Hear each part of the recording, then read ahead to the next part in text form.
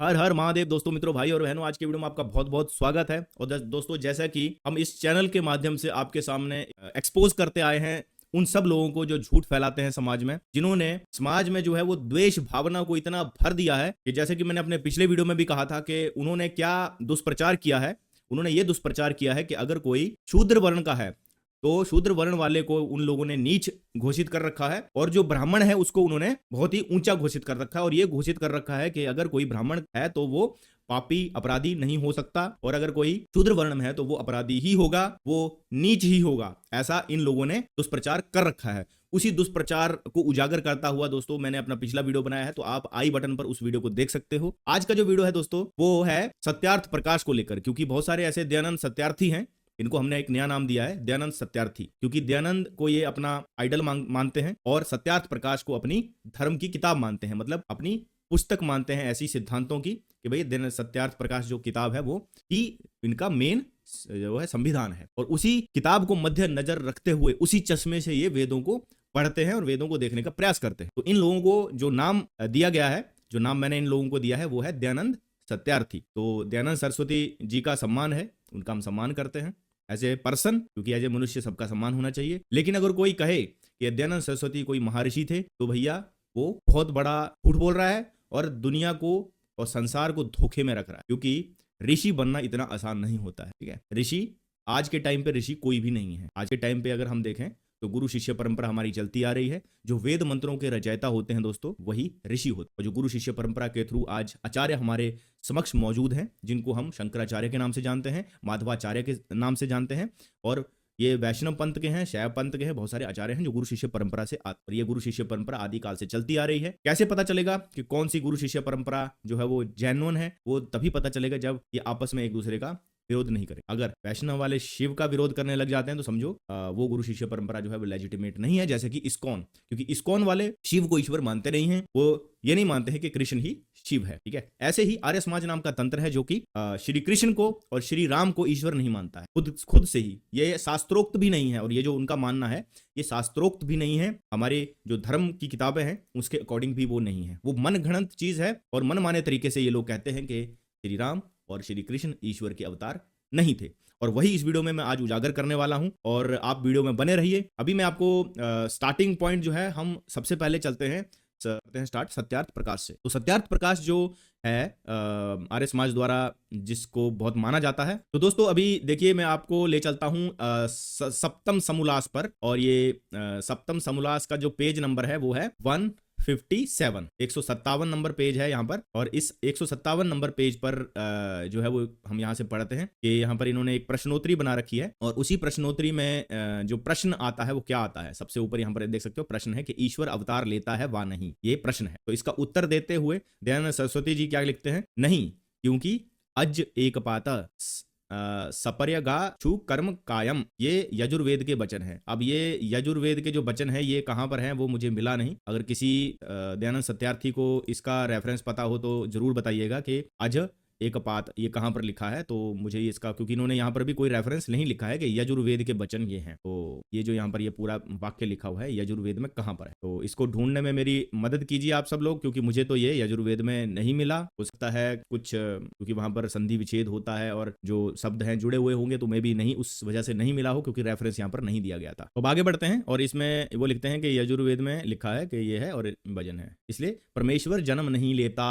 इन वर्डों को बहुत ही ध्यान से आप देखिएगा, क्योंकि ये जो यहाँ पर लिखा हुआ है कि इत्यादि वचनों से परमेश्वर जन्म नहीं लेता। अब अगला प्रश्न क्या आता है कि यदा यदा ही धर्मस्य ग्लानिर्भवति भारत अभ्यु उत्थानम अधर्मस्य तदात्मानं सृजाम्यहम्। ये भगवत गीता का 4:7 है, भगवत गीता के 4थे अध्याय का 7वां श्लोक है, जिसमें श्री कृष्ण जी कहते हैं कि जब जब धर्म का लोप होता है तब तब मैं शरीर धारण करता हूं। इस पर दयानंद सरस्वती जी क्या उत्तर देते हैं कि यह बात वेद विरुद्ध होने से प्रमाण नहीं, और ऐसा हो सकता है। देखिए, सबसे पहले तो यह बात है कि इन्होंने सीधा सीधा बोल दिया कि श्री कृष्ण ने वेद विरुद्ध बात कही है। उन्होंने बोला ये बात वेद विरुद्ध है। अब बात अगर वेद विरुद्ध है तो ये भी बात है कि वेद विरुद्ध बात है, तो मतलब श्री कृष्ण जी ने यहाँ वेद विरुद्ध बात की है। ये बात दयानंद सरस्वती जी कह रहे हैं कि श्री कृष्ण जी वेद विरुद्ध बात कर रहे हैं। ये सबसे पहला पॉइंट है। तो यानी कि जिन श्री कृष्ण को हम कहते हैं कि ये बहुत मतलब भगवत गीता इन्होंने बोली है, बहुत ज्ञान था इनको, और इनके गुरु थे संदीपन जी। संदीपन ऋषि जो थे श्री कृष्ण के गुरु थे, और श्री कृष्ण जी ईश्वर के अवतार थे। तो इस जो श्लोक है उससे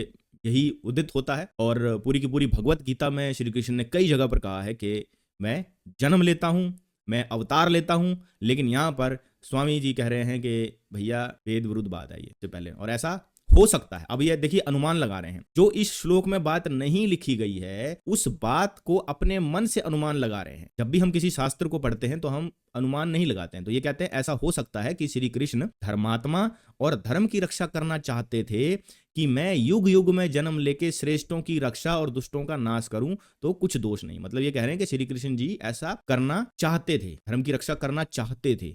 ध्यान से, क्योंकि ग्रामेटिक जो चीजें होती हैं उनको बड़े ध्यान से समझना होता है कि मूल जो भगवत गीता का श्लोक है उसमें क्या लिखा हुआ है और उसका अनुवाद या उसका अर्थ किस तरह से मनमुखी किया जा रहा है। आप भी यहाँ पर देख सकते हो कि किस तरह से जो है वो स्वामी जी ने या आर्य समाज ने, मुझे नहीं पता, क्योंकि ये भी हो सकता है कि दयानंद सरस्वती जी का सहारा लेकर आज का जो आर्य समाज तंत्र है उनका नाम का सहारा लेकर ये मनमुखी अनुवाद खुद भी कर रहा हो, इसका भी कोई प्रूफ नहीं है। क्योंकि हमें ये भी प्रकरण आता है कि जो ओरिजिनल सत्यार्थ प्रकाश दयानंद सरस्वती जी ने लिखी थी और आज की जो दयानंद सरस्वती की जो ये जो प्रचारित करते हैं उनमें बहुत फर्क है। और उसमें भी 12 समोल्लास तक ही था, इन्होंने 13वां और 14वां समोल्लास जोड़ा है, वो एक अलग विषय है, उस पर भी मैं वीडियो बनाऊंगा। लेकिन अगर आप इन शब्दों को ध्यान से देखोगे, ये मेरे शब्द नहीं हैं, ये शब्द हैं सत्यार्थ प्रकाश के, यह बात वेद विरुद्ध है, नंबर 1 पॉइंट। और ऐसा हो सकता है, फिर उसके बाद हो सकता है जब हम लिखते हैं तो यानी कि हम यहाँ पर एक अनुमान लगा रहे हैं। सबसे पहले तो वेद विरुद्ध ये बात नहीं है, वो मैं आपको बताऊंगा, और उसके बाद अनुमान लगाकर कह रहे हैं श्री कृष्ण जी धर्मात्मा और धर्म की रक्षा करना चाहते थे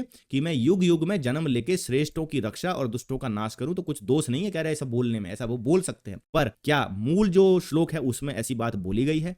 यहाँ पर ये विचारणीय है कि मूल श्लोक में भी अगर श्री कृष्ण ने ऐसा बोला होता कि मैं ऐसा चाहता हूं, तो हम ये मान लेते कि श्री कृष्ण ऐसा चाहते थे। पर मूल श्लोक में तो ऐसा नहीं है, वो मैं आपको दिखाऊंगा।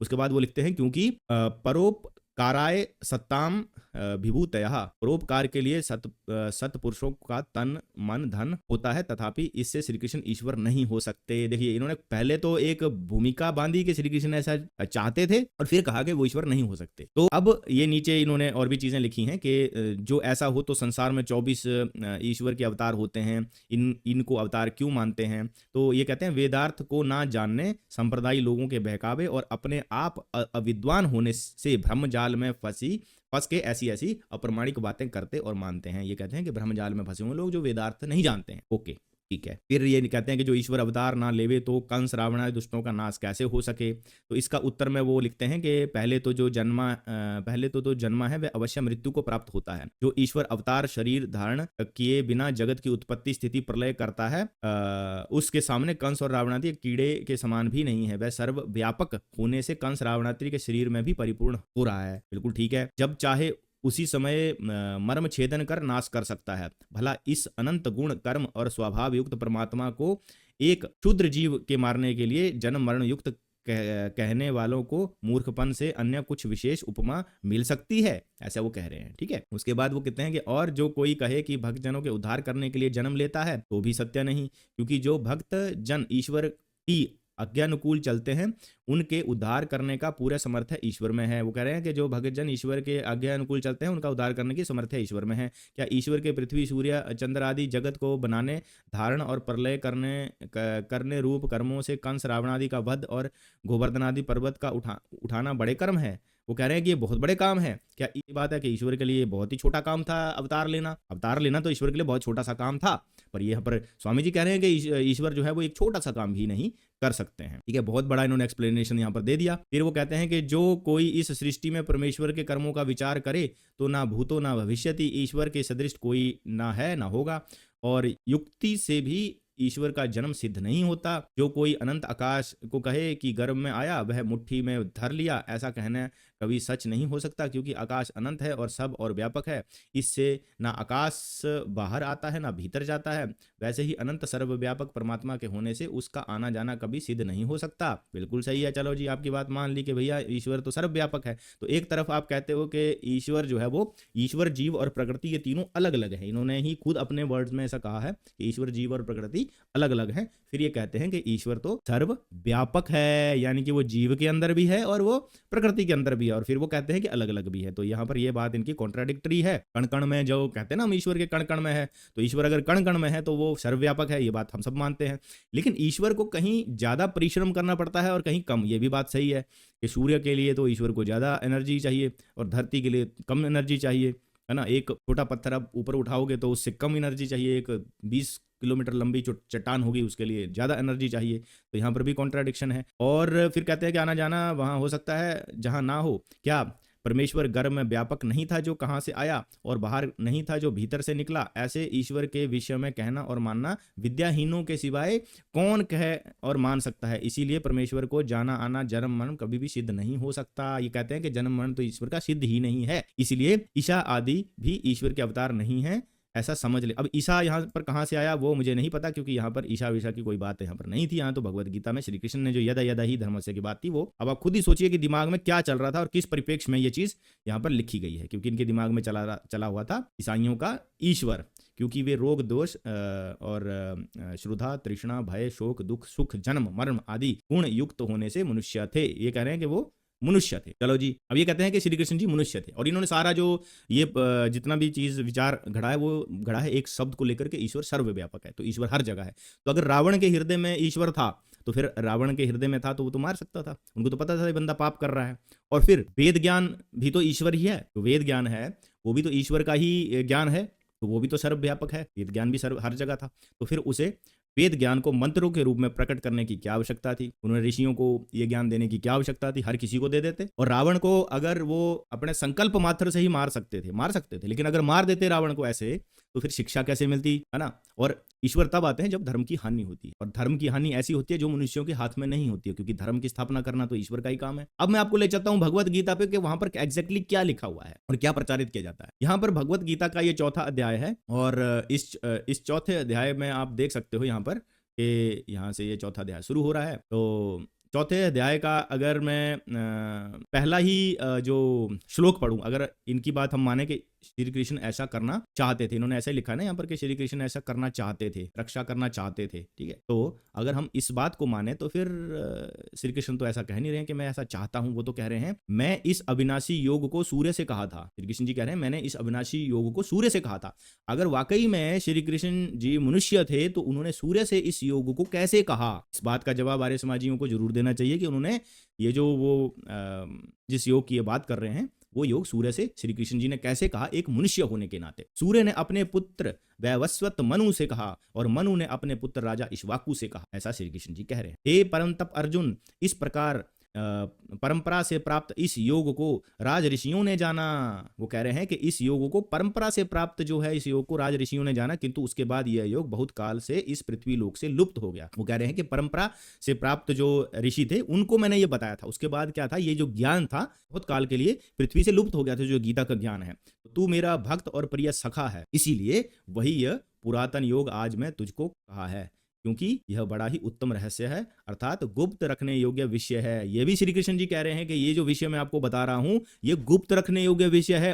अब अगले उस पे चलते हैं। फिर अर्जुन कहते हैं कि अर्जुन बोलते हैं कि आपका जन्म तो अवार्चिन अभी हाल का है। अब जैसे ये स्वामी जी और दयानंद सत्यार्थी जो हैं वो समझते हैं कि श्री कृष्ण जो हैं वो मनुष्य हैं, वैसे ही अर्जुन भी यही कह रहा है कि आपका तो जन्म अवार्चिन अभी हाल का है और सूर्य का जन्म बहुत पुराना है, अर्थात कल्प के आदि में हो चुका था। तब मैं इस बात को कैसे समझूं कि आपने ही कल्प के आदि में सूर्य से ये योग कहा था। अब ये सेम डाउट तो अर्जुन के अंदर हुआ जैसे कि दयानंद सरस्वती जी के मन में हुआ या दयानंद सत्यार्थियों के मन में हुआ। तो दयानंद सत्यार्थियों जो अभी सुन लो, देख लो, यहाँ पर श्री कृष्ण अर्जुन भी यही डाउट कर रहा है कि भाई आपका तो जन्म भी हुआ है, सूर्य तो बहुत कल्प से है, शुरू से है, तो भैया ये कैसे पॉसिबल हो सकता है। तो उसको श्री कृष्ण जी क्या कहते हैं हे परंतप अर्जुन, मेरे और तेरे बहुत से जन्म हो चुके हैं, उन सबको तू नहीं जानता किंतु मैं जानता हूं। अब यहां पर बात है शरीर के जन्म की, और आत्मा अजर अमर है।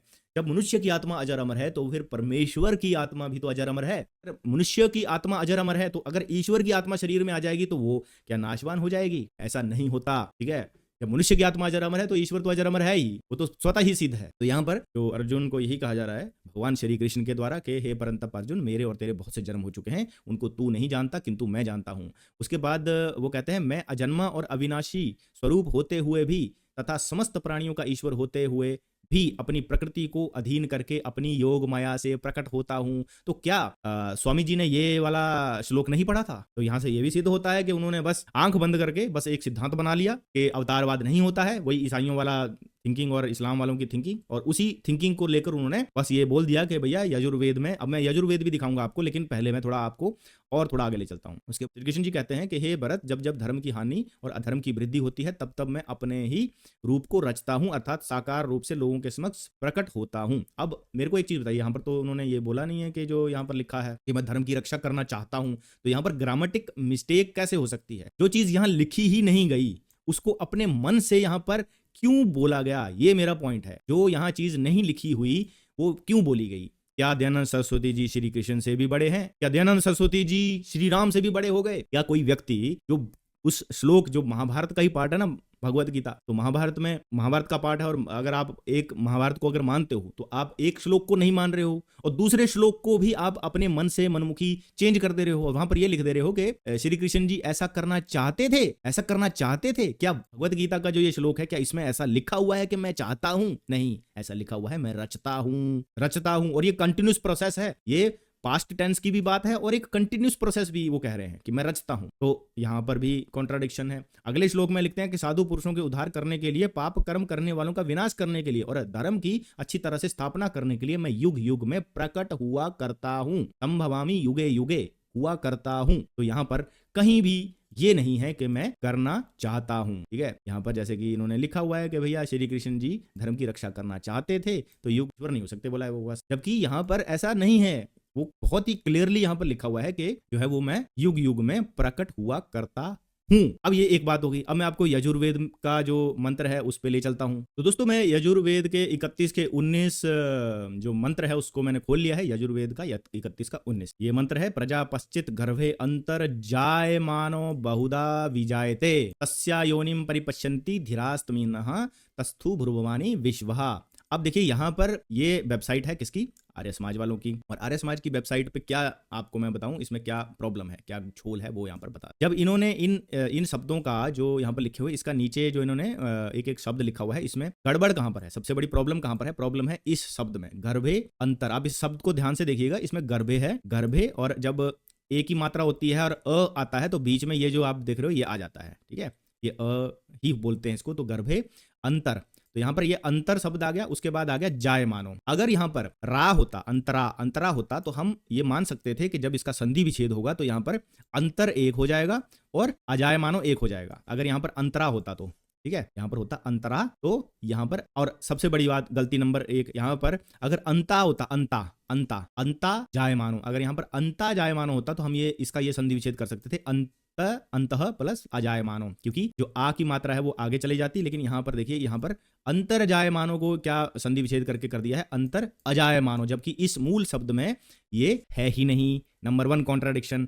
अच्छा, अब बहुधा होता है बहुत, और विजायते होता है जन्म लेता हूं। अब जब कोई चीज गर्भ के अंतर में जन्म लेती है तो इन्होंने ये जो मेन ये मंत्र था इसमें ये बोला गया था कि प्रजा पश्चित गर्भे अंतर जायमानो, जो गर्भ के अंदर जन्म लेने वाला प्रजापति बहुत प्रकार से प्रकट होता है, जन्म लेता है। आप कुछ भी बोल सकते हो, ठीक है। गर्भ के अंदर जन्म लेने वाला बहुत प्रकार से जन्म लेता है, बहुत प्रकार से। पर इसका जब ये दयानंद सरस्वती जी का अनुवाद इन्होंने दिया है तो इसमें आप देख सकते हो यहाँ पर भी अजायमानो शब्द जोड़ दिया है। अजायमानः, अपने स्वरूप से उत्पन्न नहीं होने वाला, प्रजा का रक्षक जगदीश्वर, गर्भस्थ जीवात्मा, सबके हृदय में विचरता है, बहुत प्रकारों से विशेषकर प्रकट होता। बस होता लिख दिया, उसके बाद है नहीं लिखा, विशेषकर प्रकट होता। और इसलिए तस्या, उस प्रजापति के जिस स्वरूप को ध्यानशील विद्वान जन सब ओर से देखते हैं, उसमें प्रसिद्ध सब लोकांतर स्थित है। अब आप देखना, मैं इसको अनुवाद करूंगा निघंटू के अकॉर्डिंग, क्योंकि आजकल आपको पता ही है कि टेक्नोलॉजी आ गई है, हम अनुवाद कर सकते हैं, निघंटू निरुक्त हमारे पास अवेलेबल है।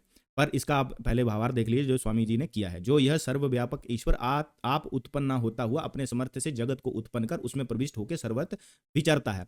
अब यहाँ पर विचरता है शब्द जो है वो मूल मंत्र में कहीं भी नहीं है, यहाँ पर बहुधा विजायते है, और विजायते का मतलब विचरना नहीं होता है। इन्होंने इवन स्वामी जी ने भी विजायते का शब्द क्या लिखा है, विशेषकर प्रकट होता लिखा है। जो मैंने हाईलाइटेड किया हुआ है, ये हाईलाइटेड टेक्स्ट जो है इसको थोड़ा सा मैं ऐसे कर लेता हूं ताकि आप, हाँ, जो हाईलाइटेड टेक्स्ट है उसमें आप देख सकते हो कि जो यह सर्वव्यापक ईश्वर आप उत्पन्न ना होता हुआ अपने सामर्थ्य से जगत को उत्पन्न कर उसमें प्रविष्ट होकर सर्वत्र विचरता है।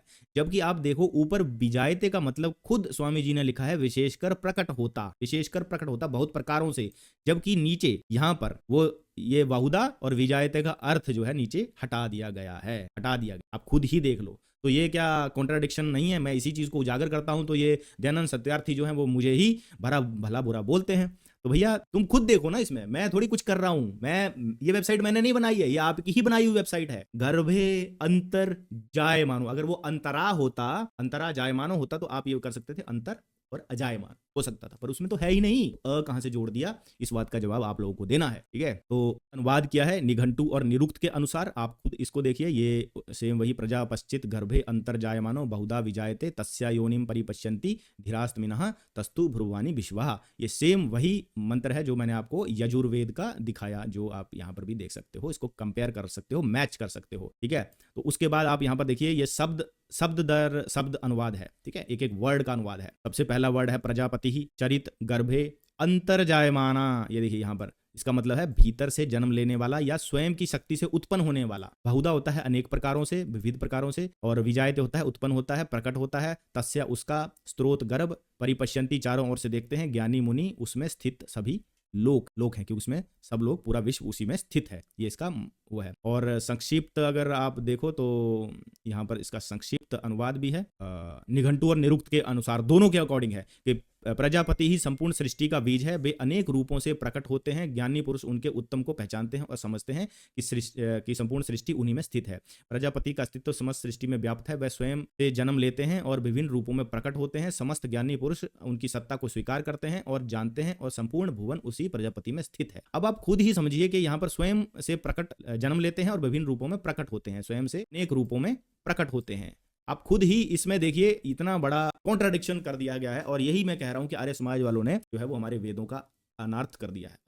अनर्थ अर्थ नहीं किया हुआ है, अनर्थ कर दिया है। अब मैं अपने जो आचार्य हैं उनसे मैं रिक्वेस्ट करना चाहूंगा कि आप वेदों का भाष्य कीजिए और एक एक शब्द को आप जरूर जांचिए, क्योंकि आर्य समाज नाम के तंत्र ने बहुत सारे युवाओं को भ्रमित कर दिया है। बहुत सारे युवा इनके जाल में फंस चुके हैं, और विज्ञान दर्शन वाले हाइपर क्वेस्ट पे जाके वही दयानंद सरस्वती का अनुवाद बोल रहे हैं, ज्ञानी अपने आप को समझ रहे हैं। लेकिन मेरा क्वेश्चन उन सभी लोगों से है जो यूट्यूब पे बड़े बड़े ज्ञानी बनते हैं, हाइपर क्वेस्ट जैसे हो गए, विज्ञान दर्शन जैसे हो गए, उन लोगों को मैं ये कहना चाहता हूं कि आप लोग इस चीज को क्यों उजागर नहीं कर रहे हो?